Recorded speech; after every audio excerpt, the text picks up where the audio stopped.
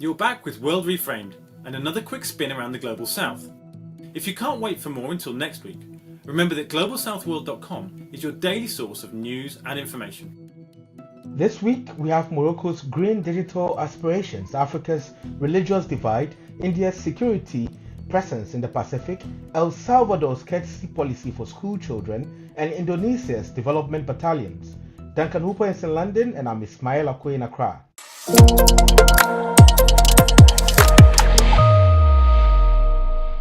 Let's start in the Pacific, where India is making a strategic move in Fiji. Yes, India is establishing a new defense wing at its High Commission in Suva. That comes with a defense attaché, maritime security support, equipment, training, and even a cyber security training cell. This was announced during Fijian Prime Minister Sitiveni Rabuka's visit to New Delhi. Both he and India's Prime Minister Narendra Modi emphasised their shared commitment to a secure Indo-Pacific region. And that's the key here. This isn't about Fiji security, it's about global politics. India is stepping up in the Pacific at a time when China has been building influence in the region. By helping Fiji secure its exclusive economic zone, India positions itself as a partner of choice, and this signals its presence in the wider Indo-Pacific security architecture.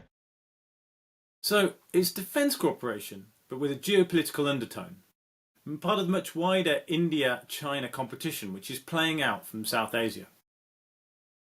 Let's move over now to Central America, where El Salvador's president, Nayib Bukele, is back in the headlines.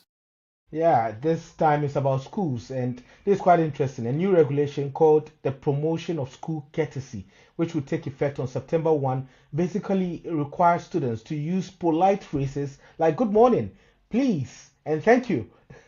Yeah, absolutely. Things that I used to do at school and definitely had to do.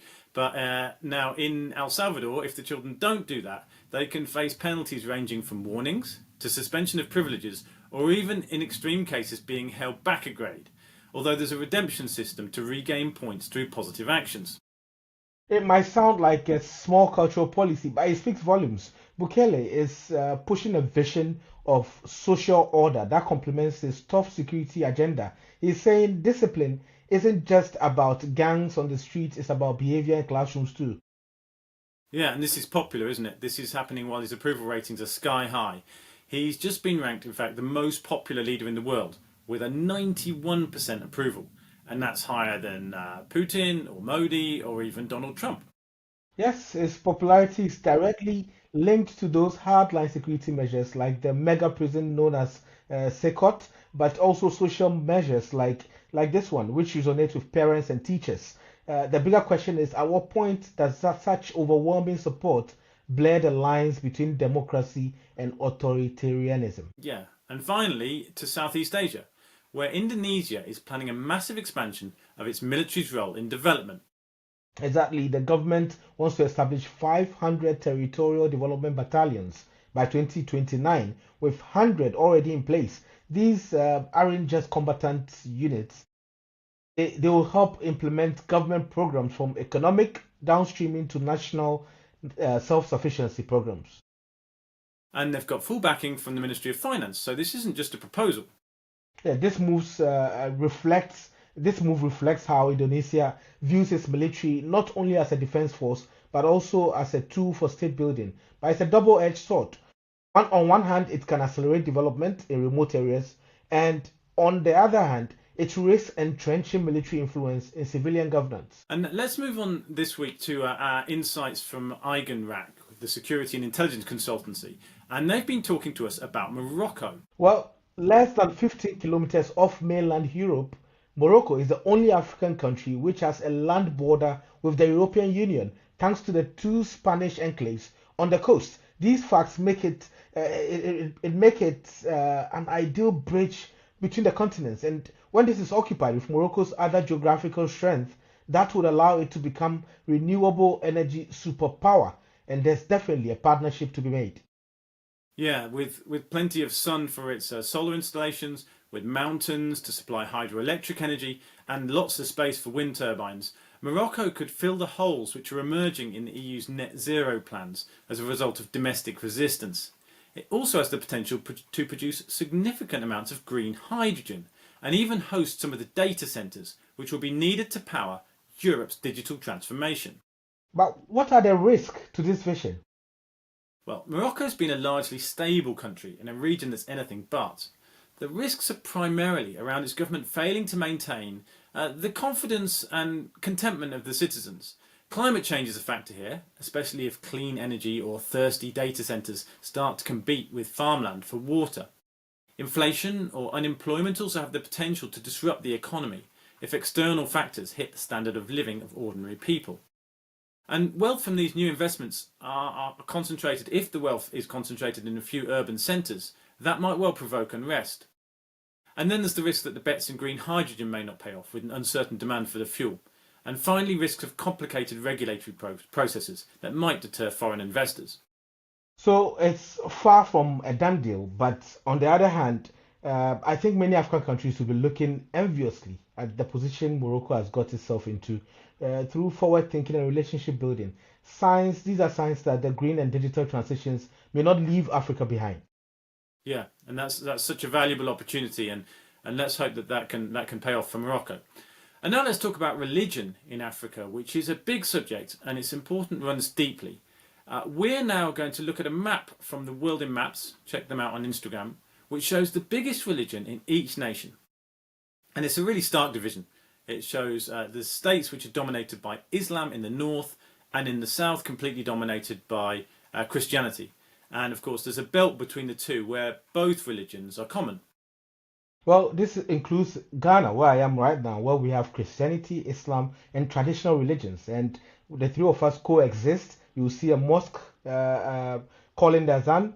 The church would also sing using the microphone. And when it's time for the traditional religious festivals, both the mosques and the churches have to turn off their microphones. And that's quite interesting. Yeah, exactly. I was going to mention, of course, that it isn't just about Christianity and Islam, which tend to be the biggest religion, but by far from the only religions in Africa. And those traditional religions you describe are also very important to millions and millions of people. The point I wanted to make about the religious situation goes back to an essay I was reading by an Ethiopian academic, Saifuddin Adem. He's written for us this week on Global South World about how Africa can improve its political systems. And he says that the import of Christianity into Africa helped link Western values with both modernisation and moral rectitude. In other words, that good things tended to be seen as Western things. And he makes a contrast in his essay with Japan, where traditional religions were not replaced by an imported religion.